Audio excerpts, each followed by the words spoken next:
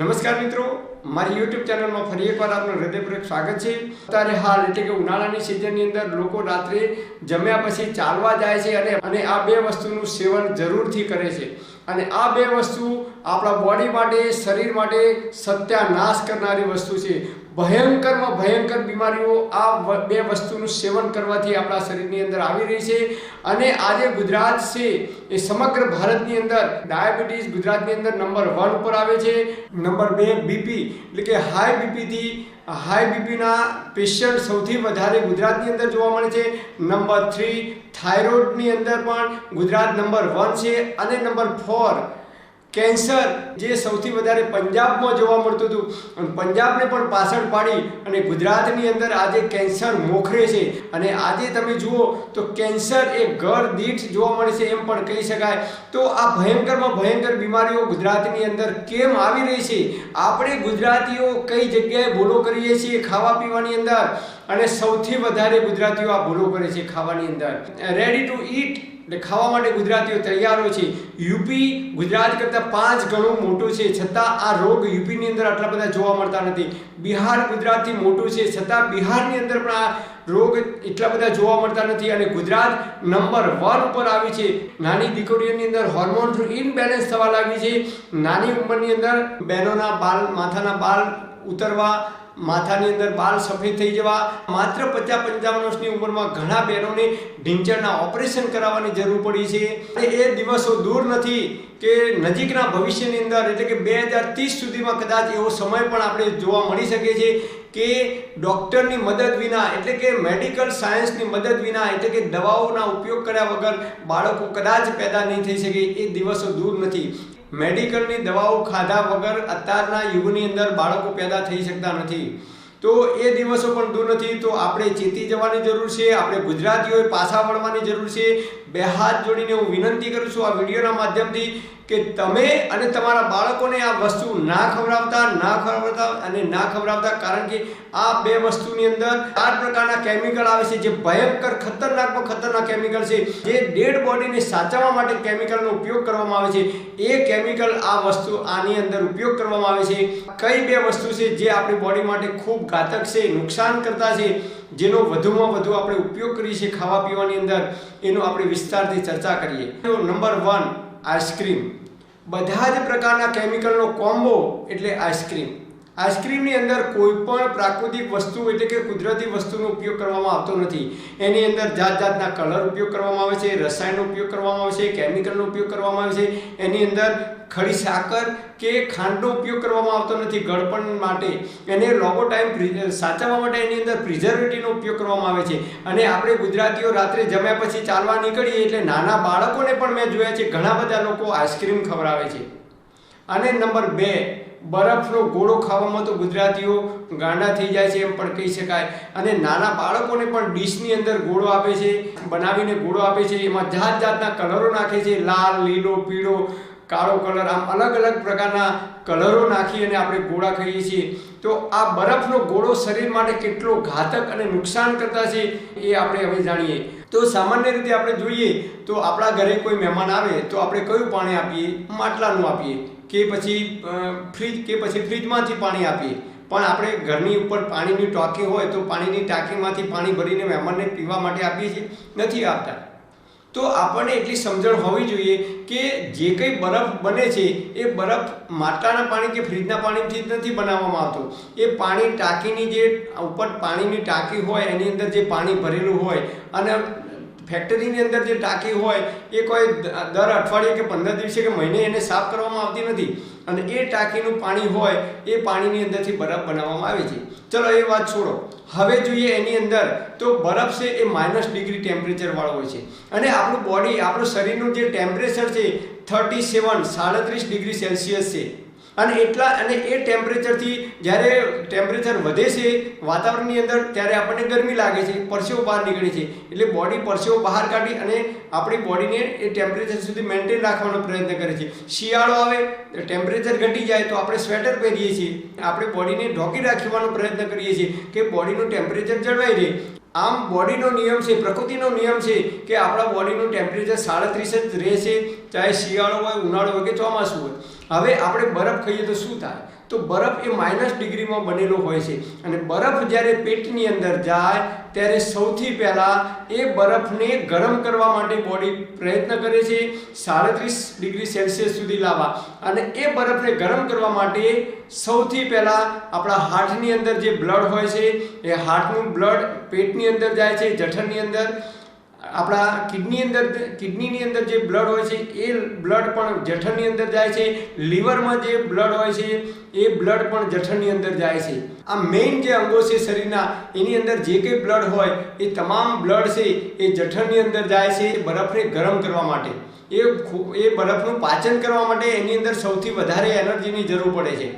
બરફની અંદર આપણે જે ગળ્યો પદાર્થ કહીએ છીએ એની અંદર સલ્ફર ડાયોક્સાઇડ નામનું કેમિકલ નાખવામાં આવે છે અને એ કેમિકલ આપણા પેટની અંદર જાય છે અને બરફની અંદર જે કલર નાખવામાં આવે છે એ કેમિકલથી બનેલો હોય છે. આપણને કોઈ 1 ચમચી કે અડધી ચમચી ખીચડીમાં નાખી અને કલર ખાવા માટે આપીએ તો આપણે ખાઈએ છીએ? નથી ખાતા. આપણને કોઈ એમ કે ભાઈ દાળ ભાતની અંદર 2 ચમચી કે 1 ચમચી કલર નાખીને ખાઓ તો આપણે નથી ખાતા. પણ એ જ કલર, એ જ કેમિકલ બરફની અંદર જ્યારે નાખીને આપવામાં આવે છે ત્યારે આપણે હોશે હોશે ખાઈએ છીએ અને એ કેમિકલ આપણા બોડીની અંદર જાય છે ત્યારે એનું પાચન થતું નથી. એ કલરને ગળ્યો કરવા માટે એની અંદર સફેદ ખાંડ કે દેશી સાકર ઉમેરવામાં આવતી નથી, પરંતુ સેક્રીન નામનું કેમિકલ નાખવામાં આવે છે એને ગળ્યો કરવા માટે.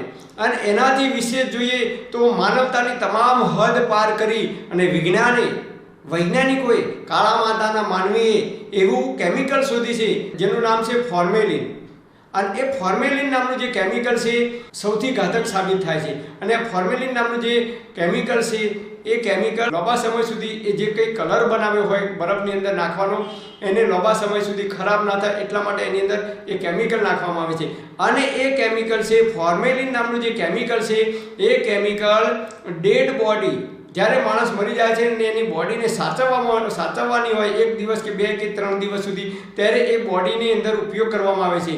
કારણ કે એ કેમિકલ છે એ આપણા સ્નાયુઓને કડક રાખે છે. અને એ કેમિકલ બરફના ગોળા દ્વારા આપણા બોડીમાં જાય છે ત્યારે આપણા બોડીની અંદર 1 લાખ કિલોમીટર જેટલી લાંબી નળીઓ છે, સ્નાયુઓ છે, એની અંદર એ ભળી જાય છે, લોહીની અંદર ભળી જાય છે.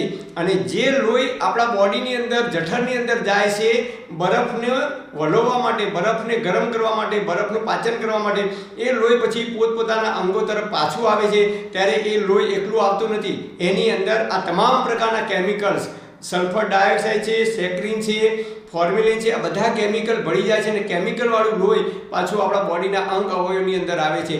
અને એ લોહી આપણા બોડીની અંદર જ્યાં જ્યાં જાય છે એ દરેક જગ્યાએ એ ખતરનાક ઘાતક સાબિત થાય છે. અને આ કેમિકલ છે એ આપણા હાડકાને નબળા કરે છે, આપણા નખને નુકસાન કરે છે, આપણા શરીરની અંદર કેલ્શિયમની ઉણપ લાવવાનું કામ કરે છે, કેલ્શિયમને ઘટાડવાનો મહત્વનો ભાગ ભજવે છે. અને એટલા માટે તમે જુઓ અત્યારે નાના બાળકો સાયકલ લઈને જતા હોય કે સ્કૂટર કે એક્ટિવા લઈને જતા હોય અને સ્લીપ ખાઈ જાય તો પડી જાય તો કે શું થયું? તો કે 3 જગ્યાએ ફ્રેક્ચર થયું, અથવા 5 જગ્યાએ ફ્રેક્ચર થયું, અથવા 2 જગ્યાએ ફ્રેક્ચર થયું. કેમ ફ્રેક્ચર થાય છે? પહેલાંના જમાનામાં લોકો ચોમાસાની અંદર મોટી રાણ હોય, મોટા ઝાડ હોય, એના ઉપરથી પાણીની અંદર કૂદકા મારતા હતા, ભૂસકા મારતા હતા.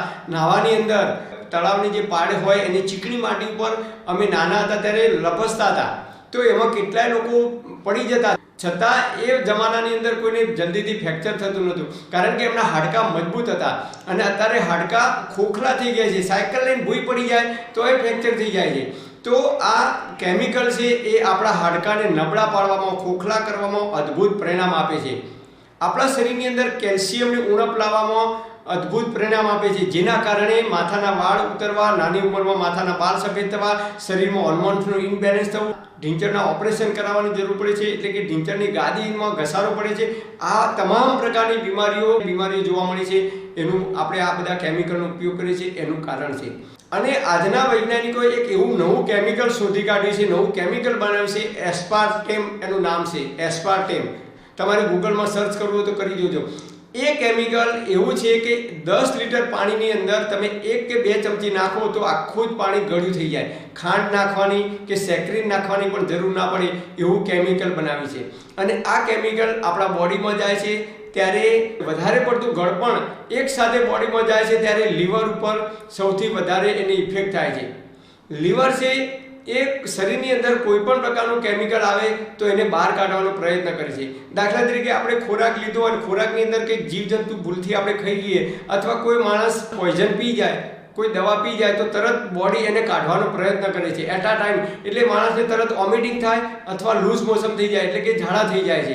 લીવરને આ કામ કરવાની જવાબદારી આપણા બોડીએ, શરીરે, પ્રાકૃતિક કુદરતે સોંપેલી છે. જેમ આપણા ઘરની અંદર કોઈ માણસ આવે તો આપણે અજાણ્યા માણસને તરત અંદર ઘરમાં પ્રવેશ કરવા દેતા નથી. એનું નામ પૂછીએ, સરનામું પૂછીએ, ક્યાંથી આવ્યા છો, શું નામ છે, કોના સંબંધી છો, અને પછી જ એમને આપણે ઘરમાં પ્રવેશ કરવા દઈએ છીએ. બસ એ જ રીતે આપણું બોડી, આપણું લીવર છે એ આપણા શરીરનો રક્ષક છે. કોઈ પણ કેમિકલ અંદર આવે છે નવી વસ્તુ ત્યારે એને રોકે છે. એટલે સૌથી વધારે બર્ડન લીવર ઉપર પડે છે. તો લીવર ડેમેજ થાય છે અને એ કેમિકલ કિડનીમાં જાય છે અને કિડની ગાળી અને મૂત્ર દ્વારા એને કચરો બહાર કાઢવાનો પ્રયત્ન કરે છે. કિડની પણ ડેમેજ કરે છે. વધારે પડતું ગળપણ શરીરમાં જાય છે ત્યારે સ્વાદુપિંડ એટલે કે પેનક્રિયાસ નામનું જે અંગ છે એ એને પાચન કરી શકતું નથી એક સાથે આ વધારે ગળ્યા પદાર્થને, અને એના કારણે નાની ઉંમરની અંદર એટલે કે 30 કે 32 વર્ષની ઉંમરમાં મેં ઘણા બધા લોકોને જોયા છે જેમને ડાયાબિટીસની શરૂઆત થઈ ગઈ છે અને ડાયાબિટીસની ગોળી ગળવાની શરૂઆત કરી દીધી છે. અત્યારે ઉનાળાની સિઝન ચાલુ થઈ ગઈ છે.